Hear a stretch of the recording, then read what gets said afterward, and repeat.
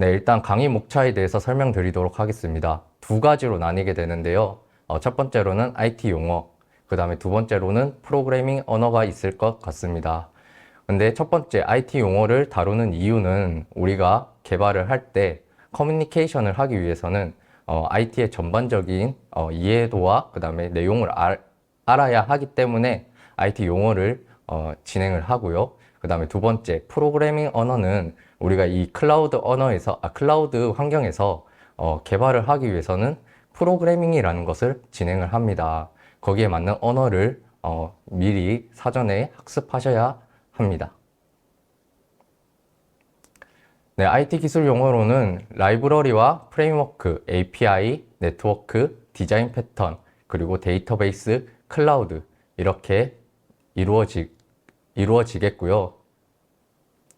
일단 라이브러리에 대해서 간략하게 설명드리도록 하겠습니다. 라이브러리라는 것은 사용자가 이제 로직을 재사용하기 편하게 하기 위해서 잘 정리해 놓은 코드 집합입니다. 개발자가 일일이 이제 코딩을 하지 않고 다른 개발자들이 만들어 놓은 파일을 가져다가 이제 사용하는 방식을 라이브러리라고 합니다. 간단한 예제로는 jQuery, 부트스트랩, 그리고 차트.js 이외에도 여러 가지 라이브러리가 존재합니다.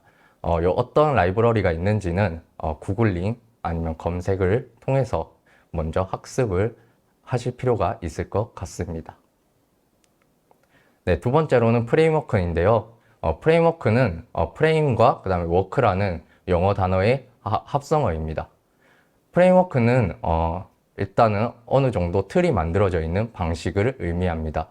프레임워크에서 우리가 만약에 개발을 할 경우에는 추가적인 기능만 만들면 되기 때문에 조금 더 효율적이라고 말씀드릴 수 있을 것 같습니다. 그래서 SAP에서 제공하는 SAP UI5 또는 오픈 UI5라는 프레임워크가 존재하고 그 다음에 대표적인 자바스크립트 프레임워크는 React.js, AngularJS, Vue.js가 있습니다. 이 중에서 우리는 SAP UI5를 다루게 될 예정입니다. 그래서 프레임워크가 어떤 역할을 하는지 조금 더 자세히 알아보기 위해서 조금 더 학습하시길 권장드립니다. 자, 이번에는 API인데요. API는 응용 프로그램에서 사용할 수 있도록 운영체제나 프로그래밍 언어가 제공하는 기능을 제어할 수 있게 만드는 인터페이스라고 지금 적혀 있습니다. 하지만 여러분들이 만약에 비전공자가 있으면 이 내용이 어떤 의미인지 잘 모를 것 같습니다. 그래서 제가 간단하게 설명을 드리면 API는 개발자가 만들어 놓은 설명서라고 생각을 해주시면 될 것 같습니다. 어떤 개발자가 만들어 놓은 설명서고 우리가 그 설명서를 읽으면서 API라는 것을 사용해서 다른 사람들이 만들어 놓은 것을 사용하는 것을 의미합니다. 네, 그래서 API를 일단 기본적으로 알아야 될 것 같고요. 모든 개발자들이 모든 지식을 아는 것이 아니기 때문에 이 API는 꼭 어떤 것인지 학습하시기를 권장드립니다. 이번에는 네트워크에 대해서 설명드릴 텐데 네트워크는 일단은 프론트엔드라는 부분이 있고 그 다음에 백엔드라는 부분이 있는데 이 과정을 통신하는 과정이라고 생각을 해주시면 될 것 같습니다. 프론트엔드는 사용자가 직접 보는 화면을 의미하고요. 백엔드는 데이터가 존재하는 서버 영역을 의미한다라고 생각을 해주시면 됩니다. 그런데 이 부분들이 이제 통신하기 위해서는 이 네트워크라는 것을 통해서 통신을 하게 됩니다. 데이터를 주고받기 위한 역할을 의미하겠죠. 그래서 프로토콜이란 것을 일단 먼저 알아주셔야 될 것 같고요. 그 다음에 네트워크에서 계층 구조라는 것이 있는데 이 계층 구조에는 어떤 것이 있는지 한번 사전 학습이 필요할 것 같습니다. 그리고 이 IT에서는 리퀘스트와 리스폰스라는 이 두 단어가 정말 중요합니다. 리퀘스트는 요청이고 리스폰스는 응답이죠. 요청을 했을 때 어떻게 응답이 오는지 라는 내용이 이기 때문에 정말 중요한 내용이라서 이 부분도 한번 학습하시기를 권장드립니다. 이번엔 디자인 패턴인데요. 디자인 패턴은 건축으로 치면 공법에 해당하는 것으로 소프트웨어의 개발 방법을 공식화한 것이라고 적혀 있습니다. 어떻게 보면 소프트웨어 개발 방법론이라고 말씀드릴 수 있을 것 같고요. 그래서 디자인 패턴이라는 기법이 있는데 우리는 만약에 이 본 교육 과정에서 UI5라는 것을 다룰 때 MVC라는 패턴을 가진 디자인 패턴을 사용할 것입니다. 그래서 이 MVC에서 모델, 뷰, 컨트롤러가 어떤 역할을 하는지 한번 자세히 알아볼 필요가 있고요. 그 다음에 사용자는 어떻게 작동을 했을 때 뷰와 모델, 그 다음에 컨트롤러가 어떻게 작동하는지 한번 학습을 하시기를 권장드립니다. 이번엔 데이터베이스인데요. 백엔드에서 정말 중요한 부분이라고 말씀드릴 수 있을 것 같고, 그리고 데이터를 다루는 데에는 무조건 데이터베이스가 활용이 됩니다. 네, 그래서 이 데이터베이스란 게 어떤 것인지 기본적으로는 알고 있어야지 본 교육 과정에서 진행하는 것에 문제가 없을 거라고 생각을 합니다. 데이터베이스를 공부하시다 보면 스키마라는 이제 단어가 나올 텐데 이 스키마가 뭔지 한번 검색을 해보시고요. SQL이란 것은 이 데이터베이스를 어떻게 쓰는지에 대한 문법입니다.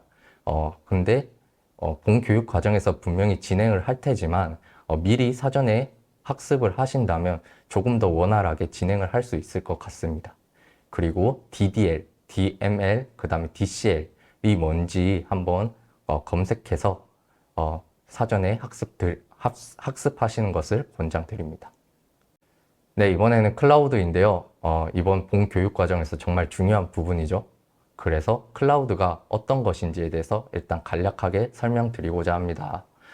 인터넷상에 가상화 서버를 제공하는 서비스를 의미하는데요. 이게 무슨 말이냐면 여러분들 만약에 PC에 exe 파일이 만약에 없다라고 하면 이제 설치를 해야겠죠. 근데 이 클라우드 환경에 만약에 exe 파일이 존재한다라고 하면 우리는 인터넷만 접속하더라도 그 exe 파일을 사용할 수 있게 되는 것입니다. 그래서 우리는 클라우드는 이제 아래와 적혀 있듯이 인터넷 통신망 어딘가에서 구름에 쌓여 보이지 않는 컴퓨팅 자원, 이 컴퓨팅 자원이라는 것을 가져다 쓴다는 의미입니다.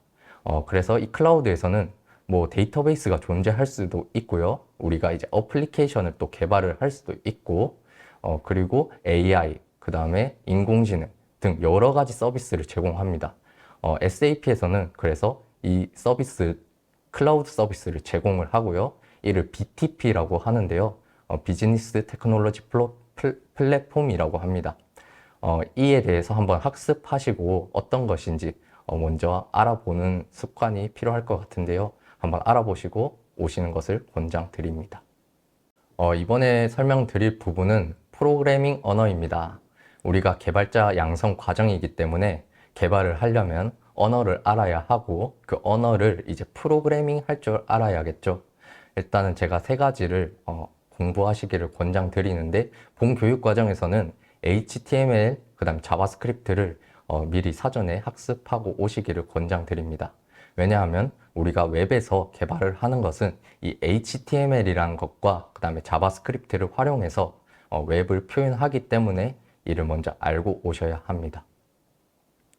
자, 먼저 어떤 툴인지 설명을 드리자면 VS 코드라는 툴을 활용해서 우리는 이제 코딩이라는 것을 진행을 할 건데요.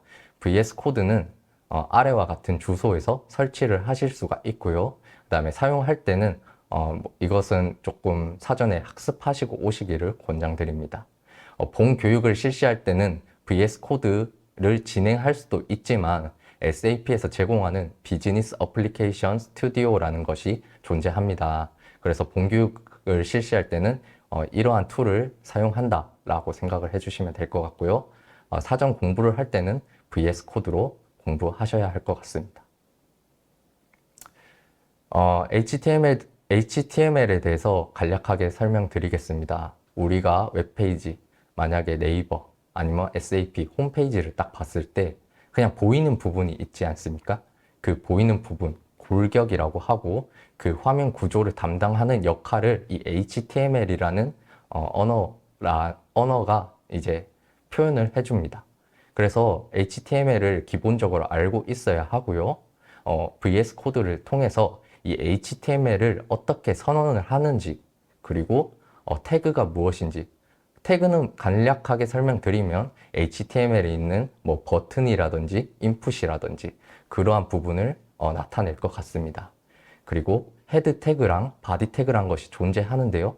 이 안에는 어떤 요소들이 들어가는지 한번 사전 공부가 필요할 것 같습니다.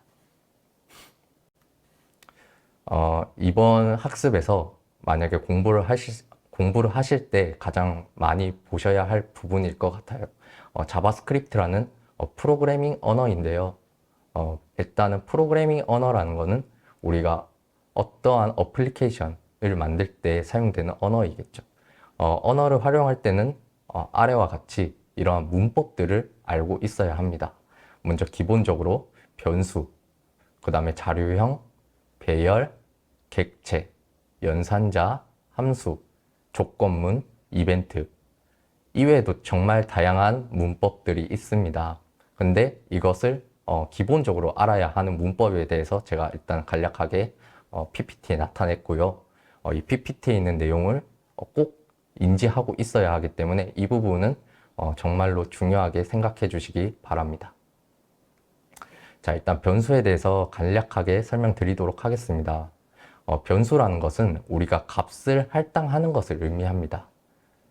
그래서 옆에 보듯이 변수를 선언할 때는 바라는 키워드를 사용합니다. 근데 let과 const라는 키워드도 존재합니다. 이 세 가지의 차이점이 무엇인지 일단 사전 공부가 필요할 것 같고요.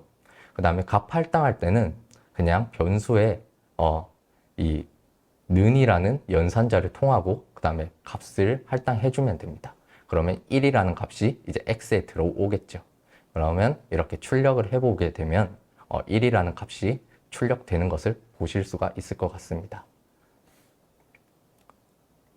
네, 이번에 설명드릴 부분은 자료형입니다. 원시 타입인 자료형이 있고 그 다음에 참조 타입인 자료형이 있습니다. 원시 타입이라는 것은 이 언어에서 그냥 가장 기본적인 것을 의미하고요. 그 다음에 참조 타입은 이 언어에서 어떤 것을 참조한다, 주소의 어떤 부분을 참조를 한다라는 의미인데 일단 원시적인 타입부터 설명드리고자 합니다. 일단 쌍따옴표로 표현한 것이 스트링, 문자열을 의미하고요. 그 다음에 아무것도 없이 그냥 숫자만 나타낸 것을 숫자형을 의미합니다. 그리고 true랑 false라는 논리형 타입이 존재하겠고요. 그 다음에 값이 선언되어 있지 않고 그리고 변수가 선언되어 있지 않은 값을 undefined라고 합니다. 그리고 변수는 선언되어 있지만 값이 없는 값을 이제 null이라고 하는데 undefined와 null은 비전공자가 봐도 이게 어떤 의미인지 와닿지 않을 것 같습니다. 현재는. 그렇기 때문에 이 부분에 대해서 사전 학습을 진행하기를 권장드리고요. 그 다음에 레퍼런스 데이터 타입, 참조 데이터 타입은 이제 배열과 객체, 함수라는 것이 존재하는데 배열은 간단하게 일단은 데이터를 모아놓은 공간이라고 생각을 해주시면 될 것 같고요. 객체는 이제 데이터의 정보를 조금 더 구체화한 표현 방식이라고 생각을 해주시면 될 것 같습니다. 그리고 함수는 우리가 이제 수학을 할 때 함수 대입을 하듯이 함수 기능이 있듯이 동일하게 작동을 하는 역할을 의미합니다. 그래서 이 부분에 자료형이 어떤 것이 있는지 이 부분은 정확하게 이해를 해주시고 넘어가 주시기 바랍니다. 이번에는 함수에 대해서 설명드릴 건데 함수가 뭔지 일단 간단하게 설명드리자면 일련의 과정을 그러니까 스테이트먼트라고 이제 하는데 블럭이라고도 합니다. 그래서 이 코드 블럭에 감싸서 하나의 실행 단위로 정의한 것을 의미합니다. 우측과 동일하게 펑션이라는 부분을 일단 기본적으로 써줘야 하고요. 그 다음에 함수 이름을 써줘야 하고 그 다음에 소괄호로 이 안에는 어떠한 값이 들어가는지 정의를 해 주어야 합니다. 값이 있을 수도 있고 값이 없을 수도 있습니다. 이거는 여러분들이 어떻게 정의하느냐에 따라 그 함수가 기능하는 역할이 조금 달라질 것 같습니다. 그리고 이제 중괄호로 한번 감싸주는 게 이 함수의 문법이라고 말씀드릴 수 있을 것 같습니다. 그래서 일단 제가 간단하게 밑에 더하는 함수를 하나 만들었는데요. 펑션이라는 키워드가 있고 add라는 이름을 주었고 그 다음에 x, y라는 값을 받을 수 있도록 준비를 해 놓은 상태입니다. 그리고 중괄호로 닫아놓고 return이라는 것은 결과값을 이렇게 보내겠다라는 것을 의미하고요. 그럼 x에 만약에 1이라는 값과 y에 2라는 값이 들어오게 된다면 3이라는 값을 출력할 거잖아요. 그래서 아래와 같이 함수를 실행할 때는 이제 함수명을 써주고요. 그 다음에 소괄호를 열고 어떠한 값을 넣을지에 대해서 정의를 해주시면 되고 그 다음에 소괄호를 닫아주는 것이 함수를 실행하는 방법입니다. 그래서 방금 설명해드린 게 일단 사실 함수를 사용하는 전체인데요. 함수 선언과 인수 매개 변수가 뭔지 그리고 함수 사용하는 방법에 대해서 다시 한번 검색해서 학습하시기를 권장드립니다. 자, 이번에는 배열에 대해서 설명드릴 건데요. 배열은 방금 설명했듯이 데이터를 여러 가지 있는 데이터를 모아두는 자료형을 의미한다고 말씀드렸는데요. 공통적으로 여러 변수로 구성된 자료형 집합을 말한다라고 적혀 있죠. 우측에는 1, 2, 3, 4, 5라고 되어 있지만 뭐 자료형이 여러 가지가 있었잖아요. 앞에 보면 숫자형으로 지금 다 구성이 되어 있지만 숫자형이 아닌 다른 자료형으로도 구성이 될 수 있다.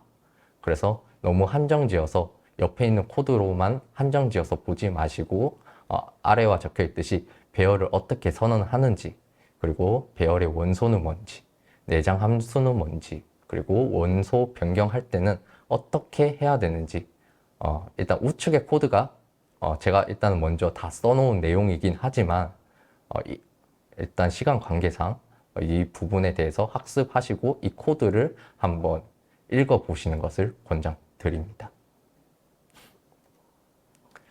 이번에는 객체에 대해서 설명드릴 건데요. 객체란 것은 키와 값으로 구성된 프로퍼티들의 집합을 의미합니다. 근데 비전공자가 처음에 봤을 때는 이해를 못할 거라고 생각을 합니다.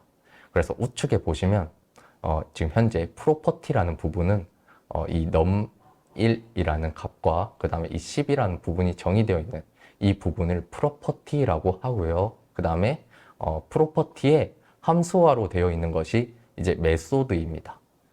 그래서 객체를 선언하는 방법과 프로퍼티가 무엇인지 그리고 프로퍼티를 어떻게 사용하는지 그리고 메소드가 무엇인지 메소드를 사용하는 방법에 대해서 공부를 하시기를 권장드립니다. 이번엔 연산자인데요. 연산자는 정말 많은 연산자가 존재합니다. 근데 할당 연산자, 비교 연산자는 여러분들도 당연히 아시는 내용일 거라고 생각을 합니다. 할당 연산자는 그냥 값을 할당하는 이 는을 의미하고요. 비교 연산자는 이 값과 이 우측에 있는 값이 같은지를 의미하는 거겠죠. 이러한 연산자, 일단 아시는 것도 있을 테지만 아래에 이제 보시면 비트 연산자라든지 아니면 사막 연산자 이런 부분에 대해서 모르실 거라고 생각을 합니다. 이러한 부분을 먼저 사전에 공부를 하시고 오신다면 좀 더 프로그래밍 할 때 논리를 따져서 로직을 조금 더 구체적으로 만들 수 있을 것 같습니다. 이번에는 조건문과 반복문인데요. 프로그래밍을 할 때는 이 조건문과 반복문을 정말 많이 사용하게 됩니다.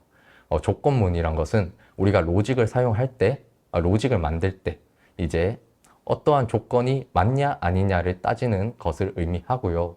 반복문은 이제 프로그래밍을 만들 때 이 데이터를 반복해야 할 경우가 정말 많습니다. 왜냐하면 이 데이터 하나 만약에 배열이라는 구조를 갖고 온다면 데이터의 모음집이기 때문에 이 모음집에서 어떠한 데이터를 추출해야겠다라는 내용을 이제 로직으로 구현할 때는 이 반복문을 사용하게 됩니다. 그래서 조건문에는 일단 제가 적어 놓은 것처럼 if 조건문이란 게 있을 거고요. 그 다음에 스위치 조건문이란 게 있을 겁니다. 근데 일단 사용하는 방법에 대해서는 제가 일단 현재는 설명드리지 않고 여러분들이 사전에 공부를 하셔야 될 것 같습니다. 문법만 아신다면 사용하는 것은 정말 쉽다라고 말씀드릴 수 있을 것 같습니다. 근데 반복문 같은 경우는 문법을 알더라도 이것이 어떻게 흘러가야 될지를 여러분들이 사실상 상상하면서 점점 만들어 나가는 로직이라고 생각을 합니다. 그래서 반복문 문법을 알되 이 반복문 안에는 이러한 조건문이 들어갈 수가 있습니다. 그래서 먼저 반복문을 한번 만들어 보시고요. 그 다음에 이 반복할 때 어떠한 조건을 넣어 볼지도 한번 고민해 보시기를 권장드립니다. 이번에 설명드릴 부분은 이벤트인데요. 이벤트는 정말 프로그래밍에서는 정말 필요한 기능입니다. 왜냐하면 사용자가 마우스를 클릭했을 때 혹은 키를 입력했을 때 특정 요소의 포커스가 이동되었을 때 어떠한 사건이 일어났을 때를 이제 이벤트라는 것을 통해서 발생시킵니다. 이벤트는 그래서 우리가 버튼을 클릭했을 때 인풋에 어떠한 값을 입력했을 때 내가 어떠한 동작을 일으키고 싶다라고 했을 때는 무조건 이 이벤트라는 것을 사용합니다. 그렇기 때문에 이벤트가 정말 중요할 것 같고요. 그래서 이벤트에 대한 내용은 아래와 같은 주소에서 이제 확인하실 수가 있고 아래와 같은 주소는 처음에 설명드린 API라는 사이트이고요. 개발자가 꼭 보실 수 있어야 한다라고 말씀드렸기 때문에 API를 보는 방법을 한번 공부하시고 한번 이벤트에 대해서 사전 학습을 진행하시기를 권장드립니다.